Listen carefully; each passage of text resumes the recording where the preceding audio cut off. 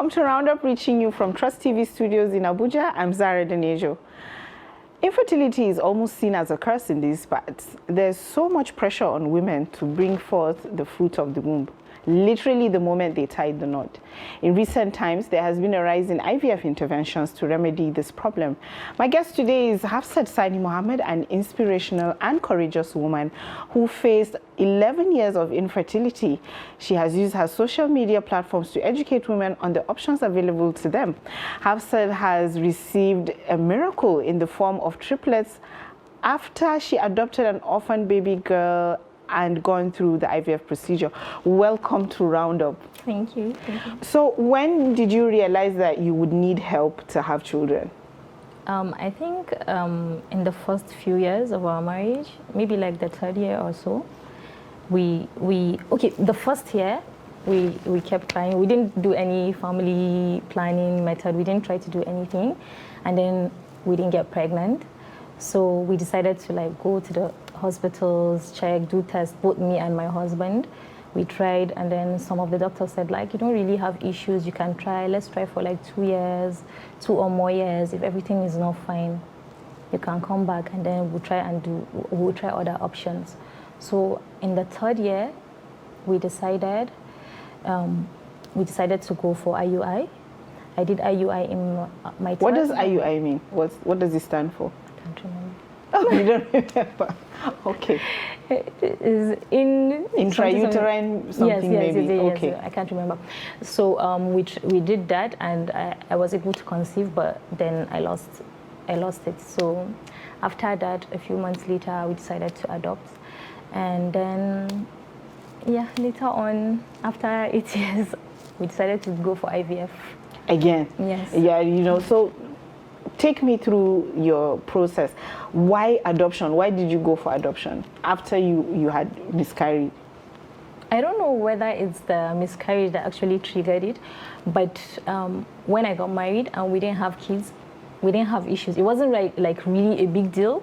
We were not like, I'm not saying that I didn't care or my husband didn't care, but we're not the kind of like couple that focused on not having kids. We're just like living our life, enjoying it. We're like, and when they come, alhamdulillah, alhamdulillah.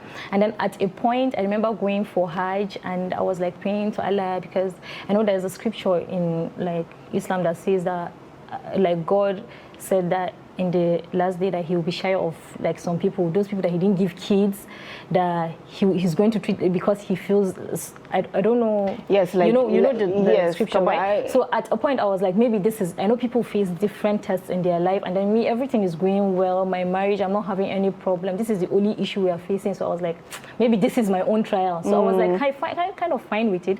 But then my husband likes kids, but we weren't like always talking about, let's try. Why are we not having kids? We weren't sad. Kingani, like we checked and we knew everything was fine, and we were like fine with it. At a point, my mom called him. She called his mom. She was like, won't you talk to these kids? Like, talk to these kids. Like, why is it that they are not worried?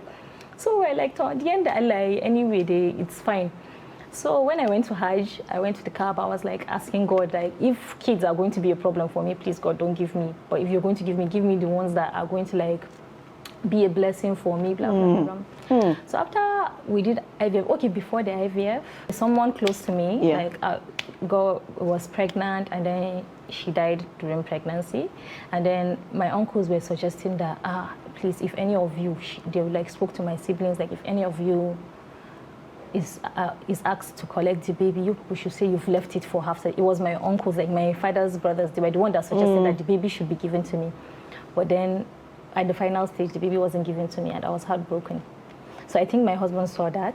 So I didn't really know that I actually wanted kids until that happened. I was really heartbroken. I was devastated, and the reason they gave was that, like, because the baby was a preemie and I've never had a child, and that was why they decided. So they didn't feel like you were qualified to care for it? Yes, and I think from them, they actually thought like that was the best decision. I kind of understand it now, but I was very sad because when the idea came up, my husband and he was like, let's start planning a nursery. So in our head, we started, like, even in our house, we started planning, this is where the baby is going to be. Though they didn't know, but that was, so when they didn't give me, I cried. I was so heartbroken. Then after a while, one day my husband was like, you know what, I'm thinking maybe we should adopt, blah, blah, blah. Since we are ready, we actually want to be parents and we can afford it, like, why not? Why wait till you have, like, biological...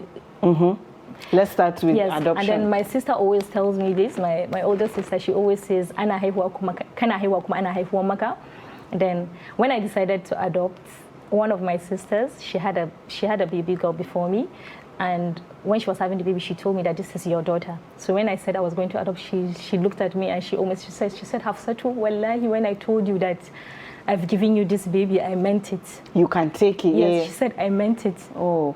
Okay, well, she said, I meant it. And I was like, yeah, I know you meant it, but I know that you have a husband, he has his own family, and, you know, when you have kids, it has happened multiple times. We've seen it. If you have a child or you adopt a child and then the family is still there, even the was like as a joke, people will be saying, this is her biological mother, and before you know it, the child will start saying, let me go to my parents' house, go and do a few days, and then before you know it, the child will pack their things and go back. Like, I've seen it multiple times. So I think it was the reason why we decided to, like, adopt from an orphanage, because I didn't want to have a child that would be confused. Yeah. I'm okay with, like, when she's old enough, if she decides to go and find who her parents are, like, I will be so glad. Like, I will be happy for her to find who she is. But right now, at her age, at this delicate age, I wouldn't want my child to feel like, or look at me and say, she's not my real mom. Even though, like, we talk about adoption, she knows that she's adopted, but she doesn't understand what adopted is, or what adoption is. But then I don't want to confuse her. She knows that I'm her mother, and she knows that her dad is her dad. So that was why we decided to go. So tell me about the day that you, because I know, you know, you're anticipating, and then this is the baby that you're getting. Tell me about the day that she finally became your daughter. Okay. What was that like? I don't even know how to put it into words. But then the first day when we went to the orphanage, and then we went with the clothes she's going to wear and everything. And I didn't tell, like, our extended family, no one knew. Only my mom, my sister, and then his mom knows, and his sister, and then one of his nieces. So when we picked her up, coincidentally, someone from our family died. So we had to, like, go and do, like, condolence visit. Yes. So I was with a baby, and I went directly there. So when I went, they were like, whose baby is? I was like, it's my baby. Wow. And everyone was like, how, she's my baby. So it was just... How old was she when you got her? She was 3 weeks old. Wow, she was 3 weeks old. It's my baby. And, like, immediately she came, she just fit, like, perfectly in our family. There wasn't, like, any adjustment time. She was an easy baby. She didn't cry a lot. We didn't have, like, sleepless nights. She was just, she fit, like, I just felt like she was... Meant to be. Yes, yes. Meant to be. I was meant to be her mom. Allah, so let's talk about IVF now. So you have your daughter now. One would think that your home would be complete, but you still went ahead to say, okay, let's try for our own biological children. What led to that decision? Well, honestly, left to me, I was fine with adopting another child, but then I remember when I wanted to adopt, because a lot of people felt like me adopting was like me saying I've given up, like I didn't want to try. It didn't mean that I didn't want my own biological kids, Kingani. I just, like, felt I was ready to be a parent, and I wanted it, like, and I knew there are like kids that needed, like, love. They needed love, and I could give it Kingani. So, like, first time I told my mom, like, I told you that I didn't tell my mom about the adoption until a day 2 days 2.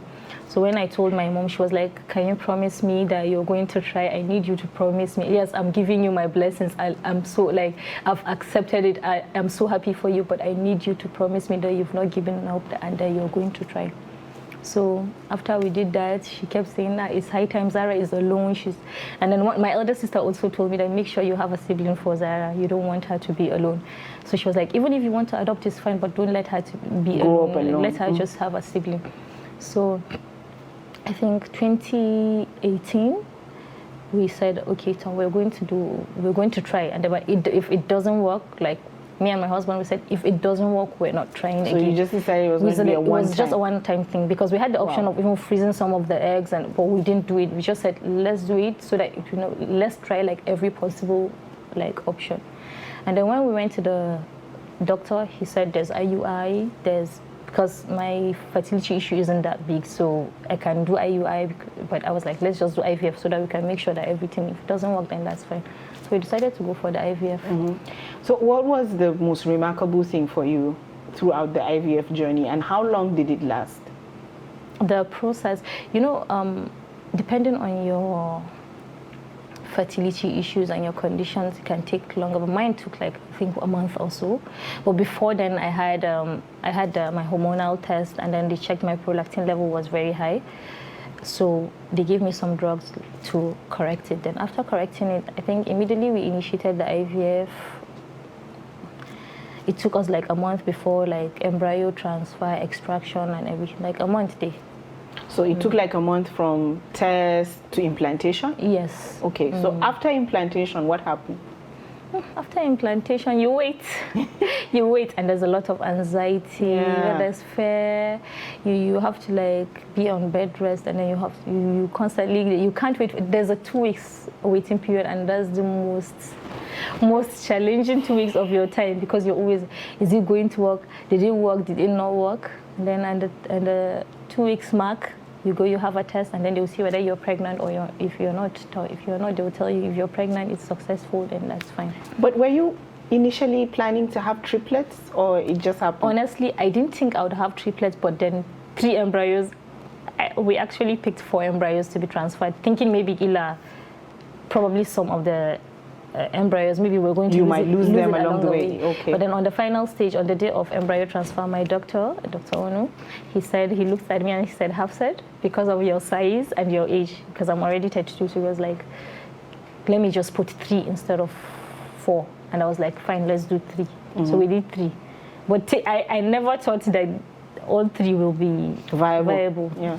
I never thought it. All right, we'll be going on a short break, and we'll be right back to find out how she received the news when she found out she was having triplets. Stay with us right here on Trust TV.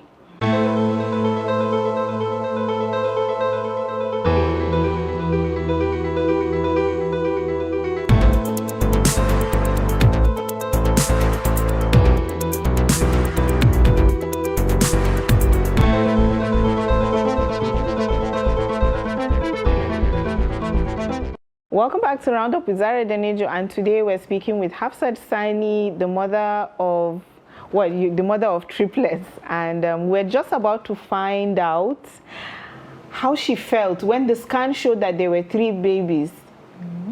What was going through your mind when you saw 3 babies? Honestly, I was like, I already knew I was having twins from the beginning, so finding out it was triplets was just an extra baby. So there was it wasn't that emotional. It was kind of funny to us. Okay. Because we started laughing, me and my husband, we started laughing. But then he said at the back of his mind, when we found out it was twins, that he kept wondering, so where did the other one go? Where did the third embryo? Because we knew it was 3, and then there was no any like blood or anything that came out. So I was like, well, maybe that's how it works. And then later on, we just laughed over it. And then it was later on we started thinking, this is like money, there's financial, you know. We thought about that, but alhamdulillah. But what is the cost of IVF from the beginning to the end? Because I'd also like you to talk about the cost of having multiple children at the same time. Okay, depending on where you're going to have your IVF at. I know that there are general hospitals that do IVF for as low as 400,000, but I don't know how good they are. But I've seen it. But where I did mine, the range is between like 1.5 million to 4 million, depending if you're doing IVF and you're not choosing the gender of your child. And there's, I think, genetic, you can choose if you have like, sometimes there are people that have AS and AS, and genetic mapping. Yes. That's also, it has its own cost, you know, depending on what you want. And then if you want maybe gender selection also. Yes, but normal. Oh, they can do that? They can select the gender of the baby? I did not know that. You can do that. Wow. So from 1.5, and then where some hospitals they even give promo during maybe end of the year. Yes. And then some hospitals actually offer for you to pay in bits instead of like bringing if you cannot afford to pay. But then remember, you're paying for IVF. You're not paying for the pregnancy. The day you find out you're pregnant, every other thing after that you have to pay for it is not part of the package. The package is for IVF. So if you pay 5 million, if you pay 4 million, if you pay 400,000. You're paying for IVF. That is those injections, those anything that has to do with IVF. So basically, the IVF treatment stops the day that you become pregnant. Yes. Is that what you're saying? The day that you become pregnant, or you realize that you're not pregnant. After that 2 weeks. Yes. Yes. After that 2 weeks waiting period, and then they do the test, and then they check. What was the most challenging part of your pregnancy? Honestly, I think psychologically.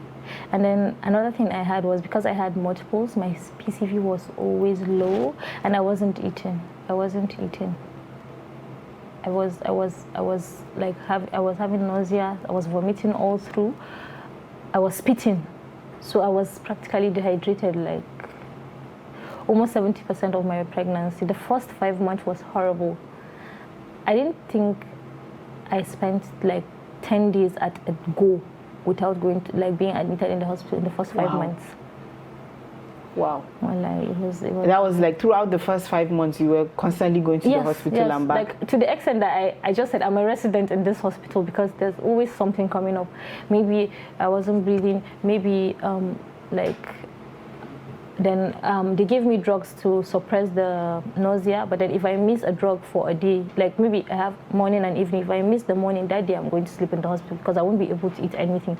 Wow. So so many things. Did you carry the pregnancy to term?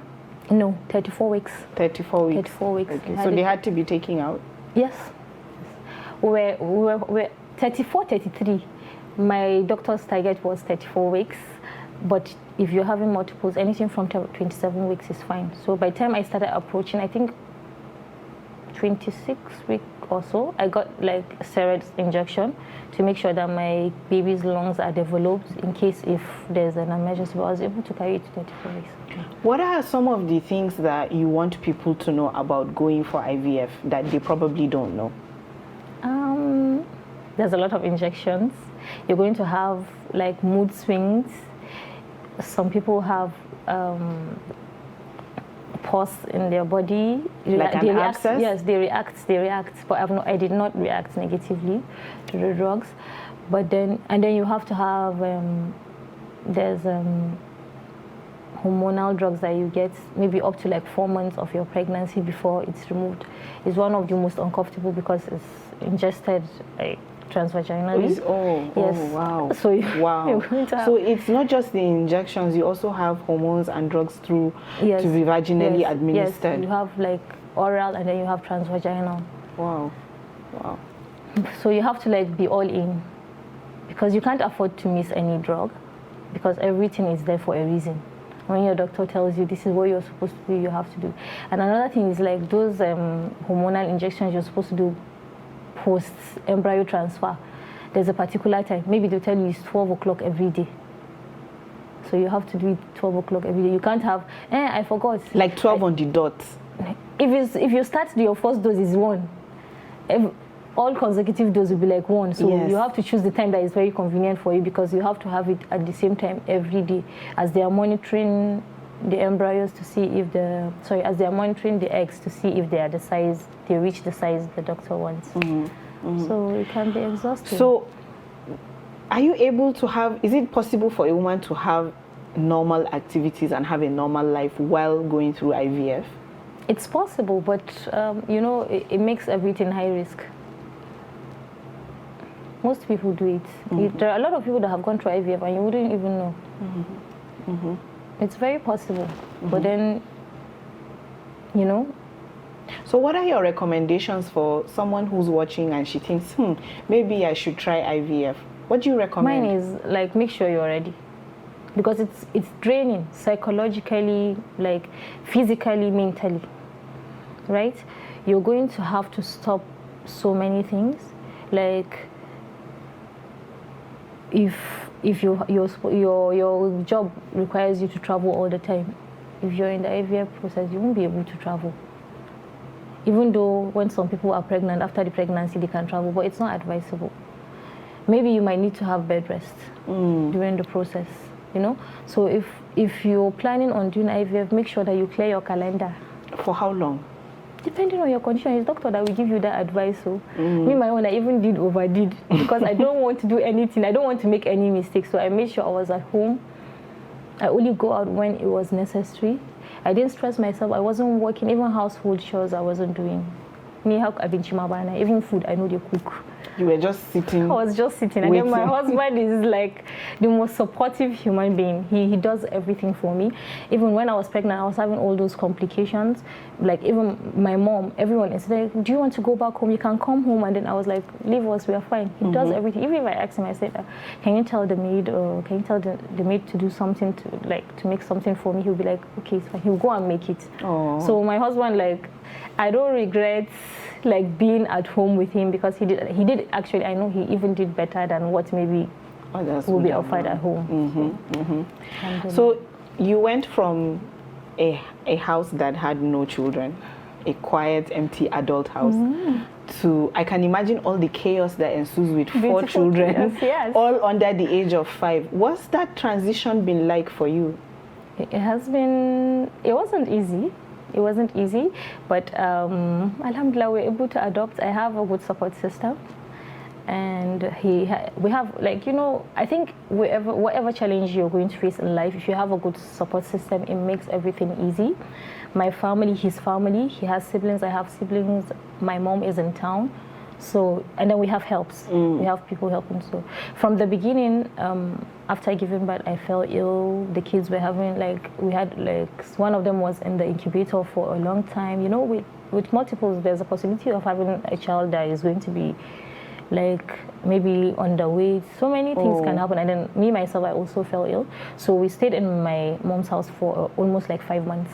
Wow. But then my husband is there every day. He comes there every day. 5 months after you had them? Yes, and then I had 2 of my aunties. They were with me till I was 40 days before the nannies took over. So there was always someone helping me.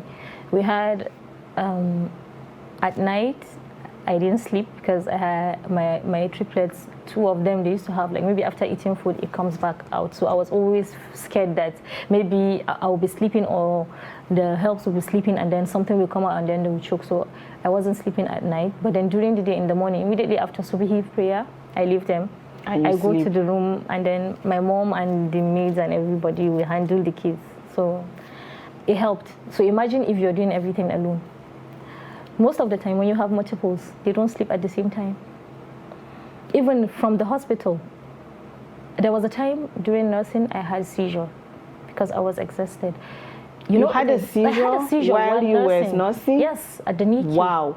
Because, it takes, you have to, you nurse, and then it takes, if you have a child every 2 hours, right? You're supposed to feed every 2 hours. Then imagine you have 3 babies, and at a point, it takes one child 30 minutes to suckle. So then imagine I'm finishing with this after 30 minutes. By the time I finish, that's 90 minutes. 2 hours. It's already, Yes. So you have to have formula. You just have to, because if not, you'll be exhausted. But why did you start with, because I know that the doctors usually recommend that when you have multiples, that you should go straight to formula. Why did you choose to nurse? It wasn't only formula. I was nursing because, nursing, there are nutrients that come in the breast milk. So I wanted them to have that. And then all my babies were multiples. The biggest one was 1.9 kg. Then the middle one was 1.7. And then the smallest was 1.5. So even though there's formula, we wanted to supplement. Give, And then at a point, one of the babies actually rejected, if you give him formula, the one in the incubator, we had to get discharged and leave him. If you give him formula, he doesn't take. But then if I extract and then they give him, he takes. Wow. But I did not do exclusive. I did not do exclusive. I couldn't. I didn't even want to do it, honestly, but I tried to breastfeed, but I couldn't. So I was mixing both. By the time they were 6 months, 2 of them decided to wean themselves. Then it was only one that continued. At what age did they wean themselves? The first 2? Yeah. By 6 months. By 6 months. Wow. Wow, thank you so much for talking to us about your experience. Thank you so much, and we wish your babies a healthy and long life. Thank you for having me. I had a great time. Thank you so much for joining us tonight. That's been our show. As always, I'm Zara Denejo. Make sure you keep a date with us next week for another show, Round Up with Zara Denejo.